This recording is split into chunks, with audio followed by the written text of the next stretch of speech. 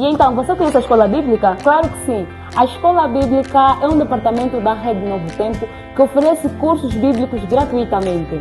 Você pode fazer o curso de duas formas. Online, com o apoio de um instrutor dedicado e vídeos de suporte para facilitar a sua compreensão. E no final do curso, responda todo o questionário das lições estudadas e envie para o nosso WhatsApp. 2. Offline. Aprenda ao seu ritmo com o nosso manual de estudo e videoaulas. Envie para nós o questionário respondido após cada estudo. E lembre-se, no final do curso você receberá um certificado. E se acertar 70% das questões, aí sim terá um presente. Escola Bíblica Novo Tempo, Angola, formando homens para o presente e para a eternidade.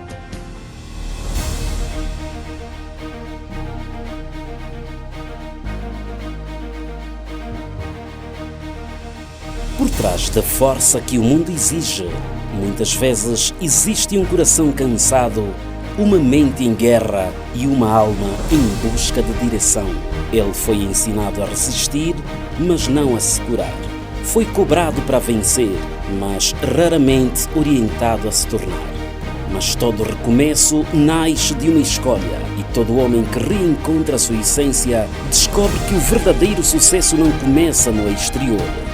Começa dentro. Uma série sobre caráter, uma jornada sobre identidade, um chamado para homens que desejam vencer sem perder a alma.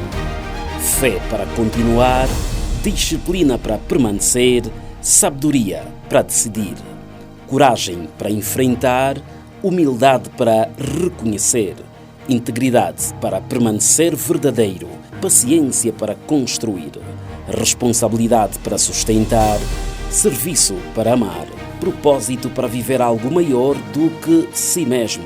O mundo não precisa apenas de homens bem-sucedidos, precisa de homens íntegros, curados, guiados por princípios, homens que inspirem pelo exemplo e deixem um legado eterno. Antes de conquistar o mundo, o homem precisa conquistar a si mesmo.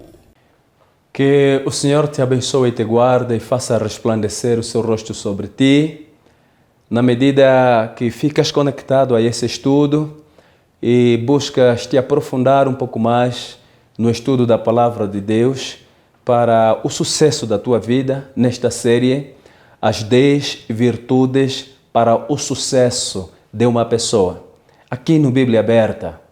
E acompanha também o nosso endereço eletrônico, partilhe com mais pessoas para o benefício do sucesso que esta mensagem traz para cada um de nós. Vamos fazer uma breve oração? Nosso Deus, nosso Pai, que a Tua graça seja abundante na vida destes todos ouvintes especiais, estas pessoas maravilhosas que estão conectadas a esse estudo. E que o Teu Espírito lhes encha para entenderem e tomarem decisões sábias para a vida presente e para o futuro. Em Jesus, o bendito Salvador. Amém.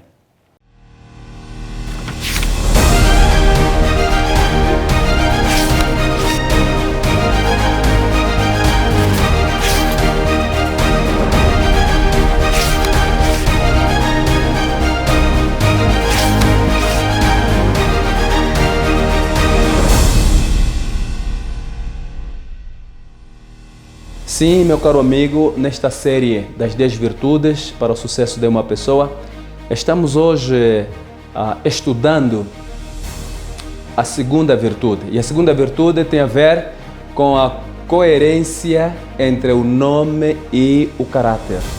A coerência, a ligação entre o nome e o caráter. E este tema aqui é subordinado ao texto que encontramos no livro de Êxodo, capítulo 20. Capítulo 20 de Êxodo, o verso 7. Diz assim, verso 7. Não tomarás em vão o nome do Senhor, o teu Deus, pois o Senhor não deixará impune quem tomar o seu nome em vão. Ou outra versão que reza, não tomarás o nome do Senhor, teu Deus, em vão, porque o Senhor não terá por inocente o que tomar o seu nome em vão. Meus amigos, nas Sagradas Escrituras, o nome está ligado ao caráter. Quando se nasce alguém, recebe o nome de acordo às circunstâncias que envolveram seu nascimento.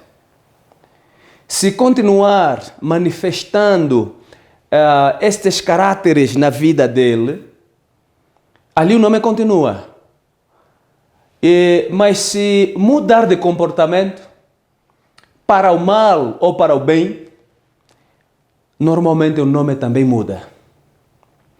Dificilmente pode-se conviver com um nome que signifique alguma coisa que não somos no viver. Você vai ver isso na história, por exemplo, de Abraão. Quando Abraão foi chamado por Deus, ele lhe chama com esse nome, Abraão, e vai alterar o nome para Abraão, que vai significar o pai das nações.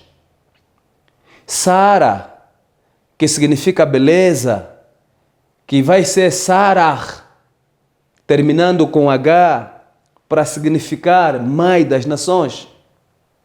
Você vai encontrar o nome de Moisés, que também vai significar as circunstâncias que envolveram a forma como ele foi encontrado. Vai encontrar, por exemplo, Jacó. Ele nasce com a mão agarrada no calcanhar do irmão mais velho, Esaú, e o nome vai significar usurpador. Mas depois, com o tempo, ele vai se converter, ele vai lutar com o anjo numa noite, ele vai entender que está lutando com Deus mais tarde, e porque Deus vai lhe trocar o nome, já não vai ser Jacó, mas Israel, que vai significar um príncipe que luta com Deus e com os homens e ele vence. Quer dizer, alguém que se entrega a Deus e pleiteia e roga, vai simbolizar essa luta que a pessoa tem. Você luta com alguma aflição, algum problema, e você quer vencer algum pecado, quer vencer algum vício, mas você não consegue com as forças humanas, e você luta com Deus em oração, Deus me atenda, até que finalmente raia um novo dia, e você sente que, olha, o peso caiu. Você já não consegue amar o cigarro, você já não consegue amar a cerveja, você já não consegue amar a prostituição. Sabe? Você finalmente está livre. E ali você tem outro nome. Essa coerência que o tema nos sugere entre o nome e o caráter vem exatamente nesse texto. Não tomarás o nome do Senhor teu Deus em vão. Deus não quer que tomemos o nome dele, tenhamos o nome dele em vão. Ele quer que o nome dele produza caráter em nós. Eu estava conversando com um casal, e não digo um casal, um esposo, né? O marido de alguém, digo assim. E esse tal é mestiço, ou digo assim branco, né? Quase branco. Ok. E nessa conversa que tivemos, ele diz assim, quando apresentaram-me a ele como pastor, não é? Ele diz assim, eu acredito em Deus, para mim o amor é suficiente, mas eu não ando com a Bíblia, só andar com a Bíblia debaixo do braço, andar com a Bíblia, isso aqui é de fanáticos.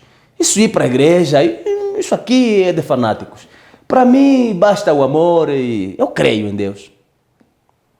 E eu disse assim, o senhor é casado, não é isso? Ele disse sim. O senhor, sendo casado, você casou por amor? Ele disse sim, casei por amor. E a tua esposa te ama? Sim, me ama.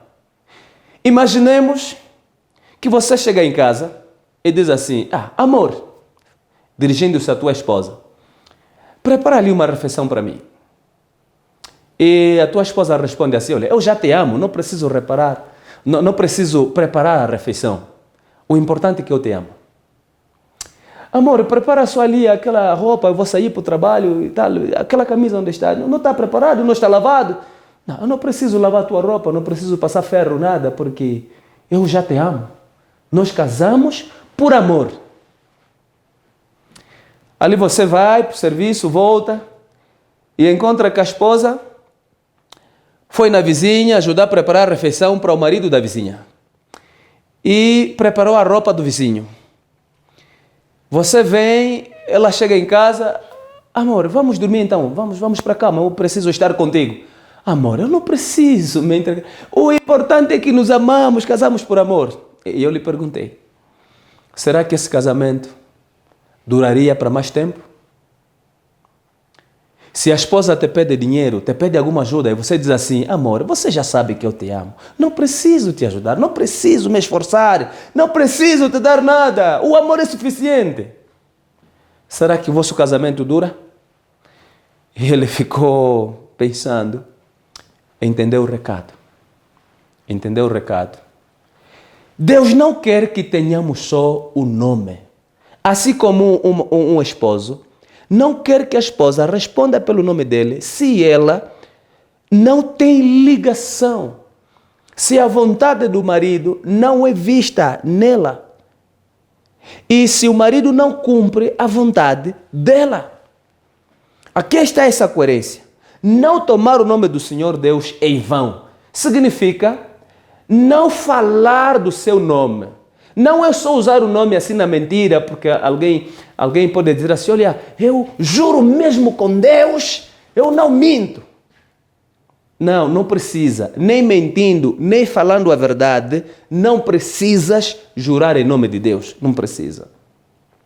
Mas além disso, também não precisas que em alguma outra topada, qualquer coisa assim, ai meu Deus, sempre falando assim o nome de Deus, de uma forma corriqueira, porque o nome é santo. Em Israel esse nome não se mencionava. E é por isso que o Evangelho segundo narra João, o capítulo 1, os versos 1 a 3, quando João refere-se a Deus, a Jesus, o bendito, ele queria apontar aos judeus que Jesus Cristo era Deus. Mas os judeus tinham o nome de Deus como reverente, não se menciona assim à toa. Por isso, nas passagens do rolo sagrado, ali onde está o nome de Deus, eles colocavam a palavra. Quando era para ler, no princípio criou Deus os céus e a terra, eles liam, no princípio criou a palavra os céus e a terra. Para evitar que os lábios impuros, lábios mentirosos, mencionem constantemente o nome do Senhor. Isso é que leva João a escrever que no princípio era a palavra. A palavra estava com Deus e a palavra era Deus. Ela estava no princípio com Deus e todas as coisas foram feitas por Ele e sem Ele nada do que foi feito se fez. Então ele aponta, ele vai mesclando assim, palavra, Deus, palavra, para as pessoas entenderem que é a palavra que cria. É o nome do Senhor, é o seu caráter. Então, tomar o caráter de Deus em vão, o Senhor faz recair uma punição aos que são chamados de crentes, cristãos, mas não vivem o cristianismo. Não vivem o cristianismo. Isto implica o seguinte, Levítico 19, verso 12, diz assim, não jurareis falsamente pelo meu nome, profanando o nome do teu Deus.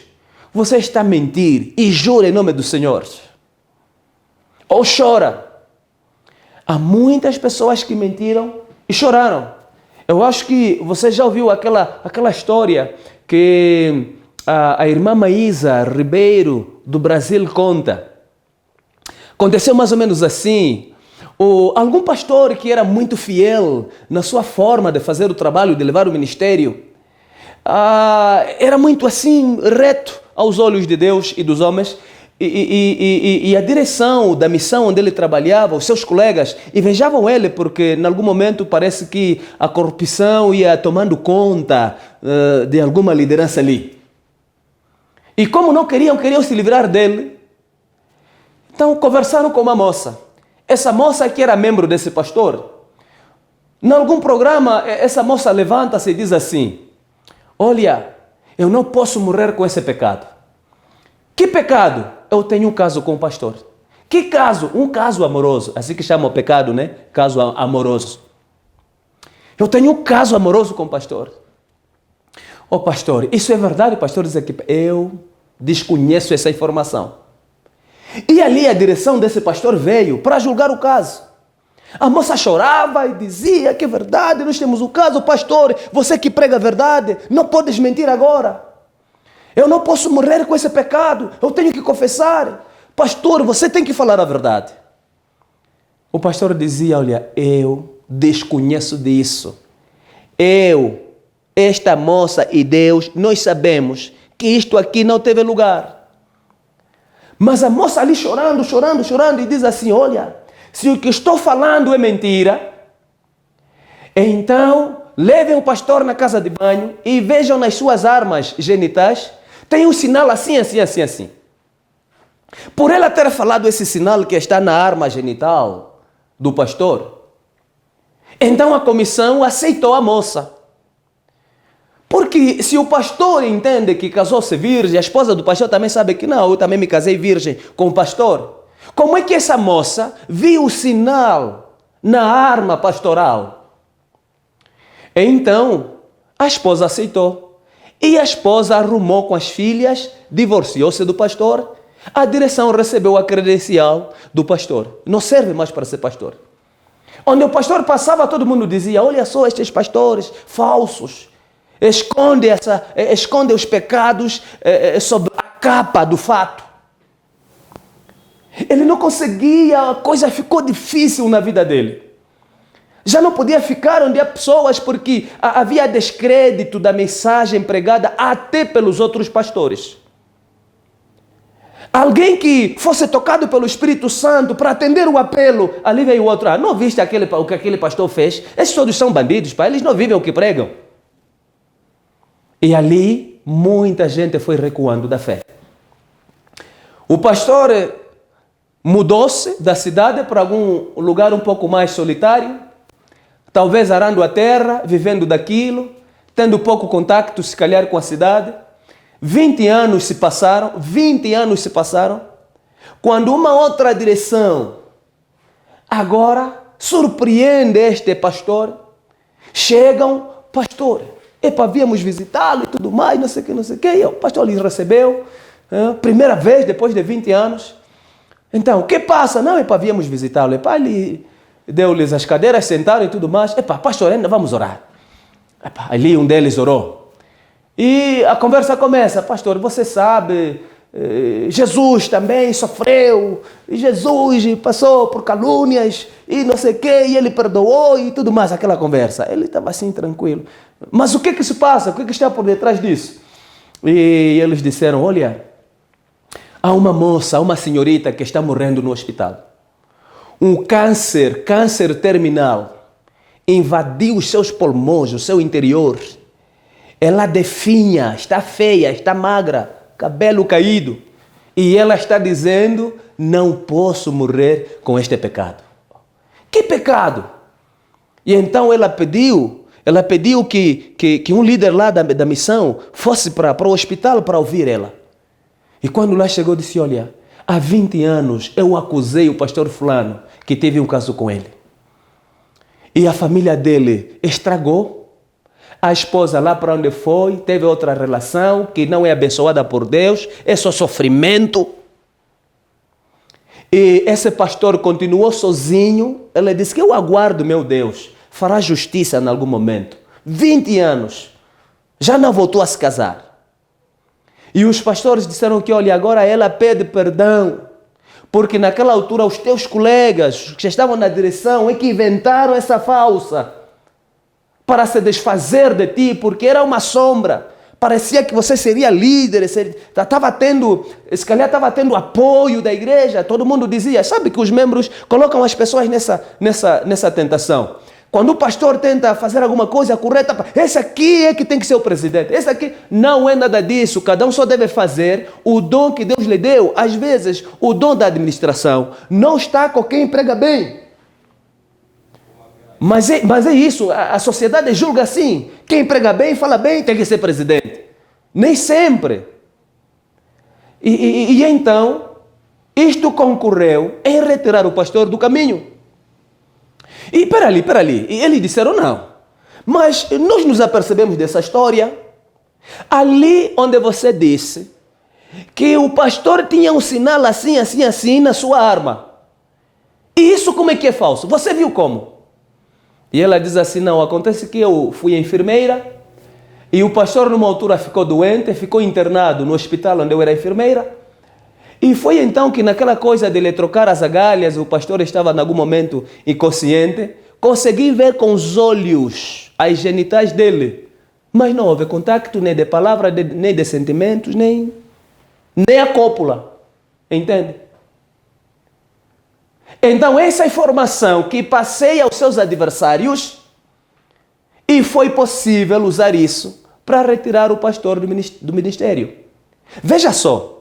Tudo era quase tipo verdade, mas não era. E as pessoas acreditaram porque a moça falava chorando. A esposa do pastor acreditou porque falou de um sinal que só ela conhecia. A igreja acreditou.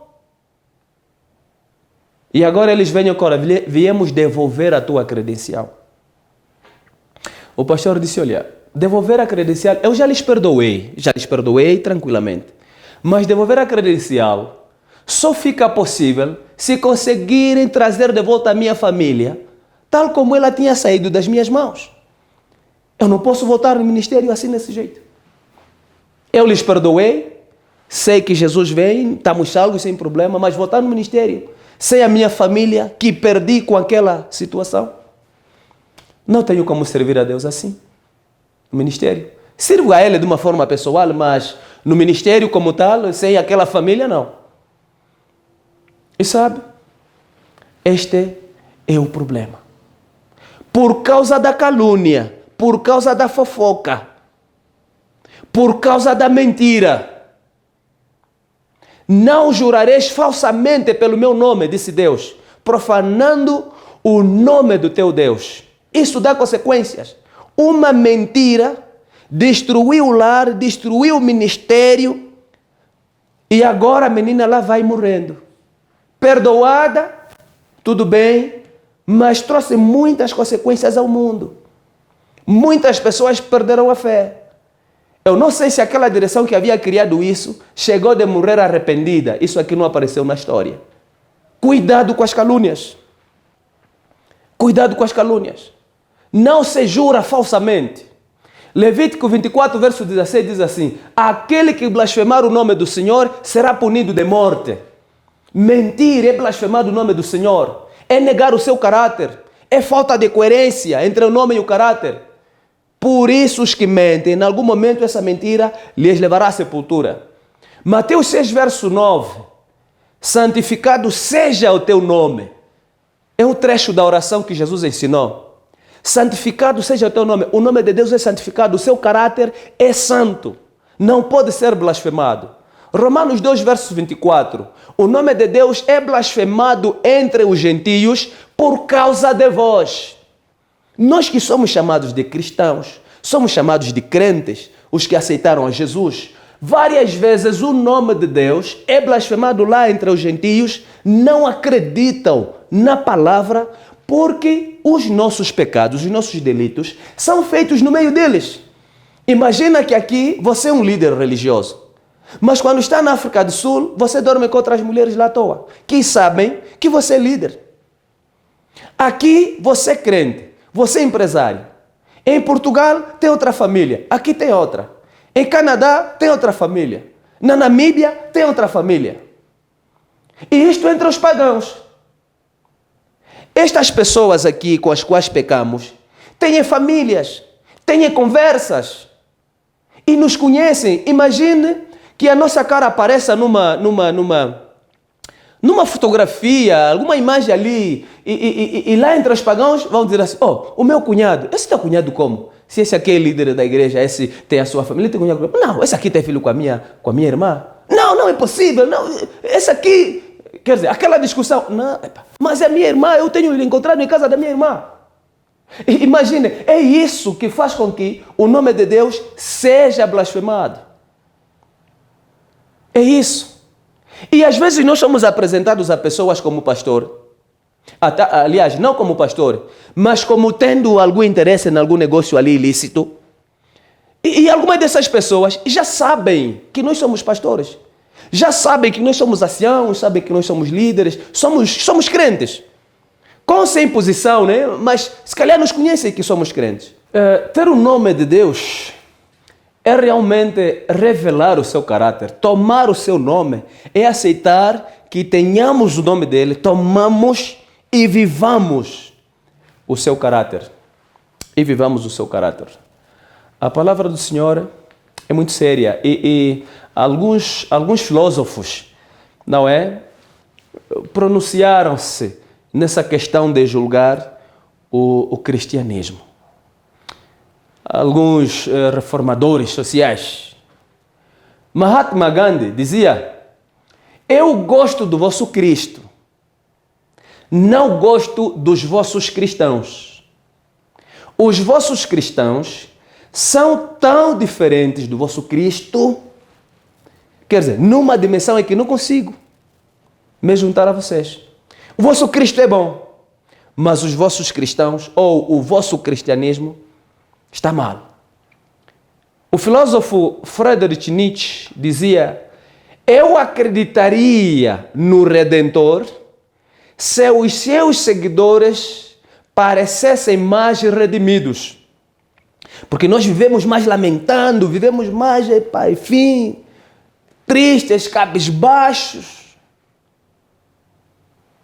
Devemos viver felizes porque temos um Deus eterno, Jesus Cristo, que é a nossa vida. Nós precisamos viver felizes, bem-aventurados com isso, porque somos filhos do Pai Celestial. Porque parece que às vezes quem não conhece Deus está mais feliz do que quem conhece Deus. Então não convém. Há algum problema aí. Soren Kierkegaard dizia, muitos aboliram o cristianismo sem perceber, ao viver de forma contrária ao Evangelho. Ao vivermos de forma contrária ao Evangelho, nós acabamos abolindo o cristianismo. Por essa razão, vamos cá concluir com que a palavra do Senhor nos mostra no livro de Salmos, o capítulo 15, os versos 1 a 4, diz assim, Senhor, quem habitará no teu santuário? Quem poderá morar no teu santo monte? Aquele que é íntegro em sua conduta e pratica o que é justo, que de coração fala a verdade e não usa a língua para difamar, que nenhum mal faz ao seu semelhante e não lança calúnia contra o seu próximo, que rejeita quem merece desprezo, mas honra os que temem o Senhor, que mantém a sua palavra, mesmo quando sai prejudicado. E qual é a consequência dessa pessoa? Esta pessoa, ele terá vida, e vida é abundância. Pessoa que fala a verdade, que jura, ele não jura enganosamente, mas fala a verdade, mesmo que isso o prejudique. É o que a palavra do Senhor aqui nos está a falar. Segundas de Timóteo 3, versos 5 a 8, nos diz assim, tendo aparência de piedade, mas negando o seu poder, afaste-se desses também. São esses os que se introduzem pelas casas e conquistam mulheres instáveis, sobrecarregadas de pecados, as quais se deixam levar por toda espécie de desejos. Elas estão sempre aprendendo, mas jamais conseguem chegar ao conhecimento da verdade.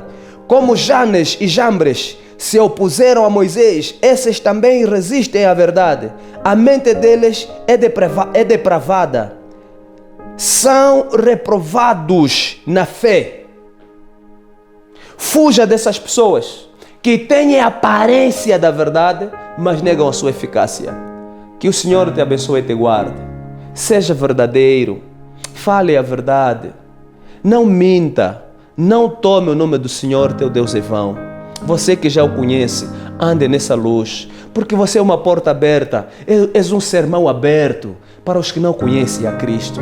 E você que está ouvindo essa mensagem pela primeira vez, entenda que é abraçando essa verdade, é abraçando essa veracidade em Cristo Jesus, que a luz do seu Espírito vai irradiar na tua alma, te dar outra compreensão, te encher de alegria e de esperança e dar sucesso à tua vida. Sabe que evitando mentir, lançando calúnias, você vive mais, você evita a pressão alta, você evita o câncer. Muita gente, afinal, está morrendo com câncer, ruídos por dentro, mas por causa de coisas que inventaram, de mentiras, de falsidades que criaram.